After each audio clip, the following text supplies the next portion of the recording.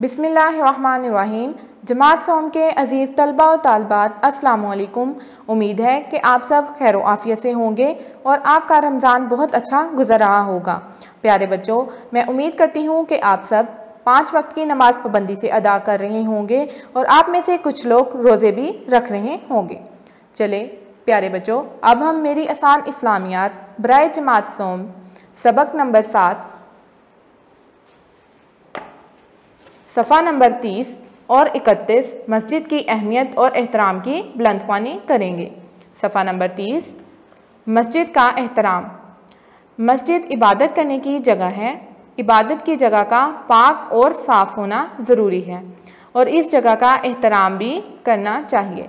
हज़रत आयशा रज़ी अल्लाह ताला अन्हा फरमाती हैं कि रसूल अकरम सल्लल्लाहु अलैहि वसल्लम ने घरों और मोहल्लों में मस्जिदें तमीर करने और फिर इन्हें साफ़ सुथरा रखने का हुक्म दिया है।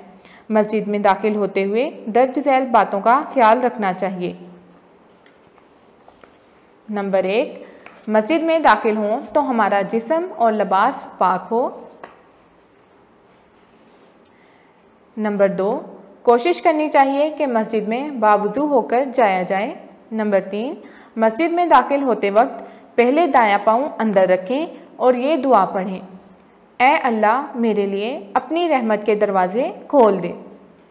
नंबर 4, मस्जिद में ऊंची आवाज़ में बातें ना करें और ना लड़ाई झगड़ा करें। नंबर 5, मस्जिद को रास्ता ना बनाएं। नंबर 6, मस्जिद की सफाई का ख्याल रखें। नंबर 7, मस्जिद में बदबूदार चीज़ें खाकर ना जाएं।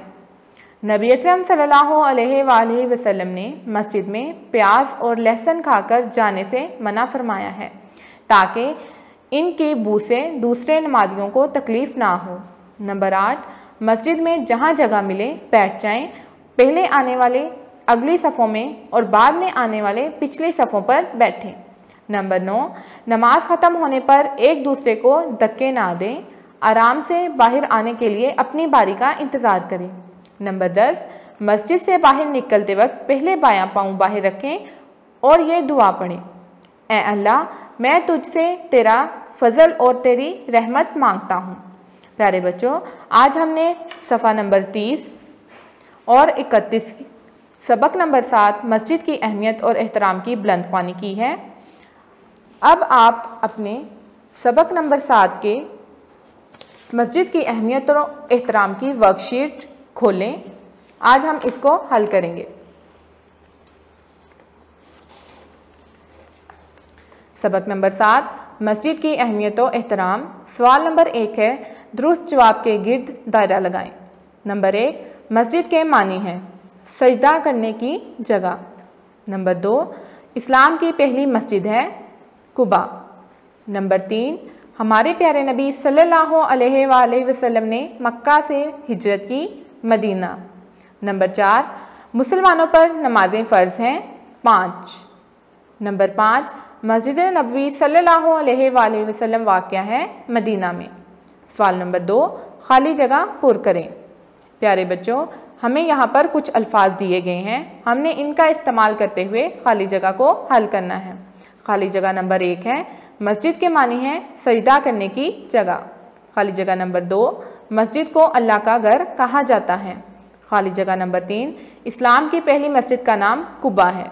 नंबर 4, मस्जिद इबादत करने की जगह है। नंबर 5, मस्जिद में बदबूदार चीज़ें खाकर ना जाएं। सवाल नंबर 3, गलत और दुरुस्त का इंतखाब करें।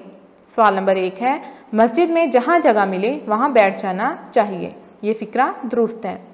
नंबर 2, मस्जिद की सफाई का ख्याल नहीं रखना चाहिए, ये फ़िक्रा गलत है। नंबर 3, मस्जिद में दाखिल होते वक्त पहले बायां पाँव रखें, ये फ़िक्रा भी गलत है।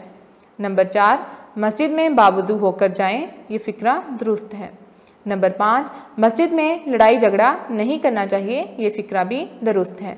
प्यारे बच्चों, आज हमने सबक नंबर 7 सफ़ा नंबर 30 और 31 की बुलंद ख्वानी की है।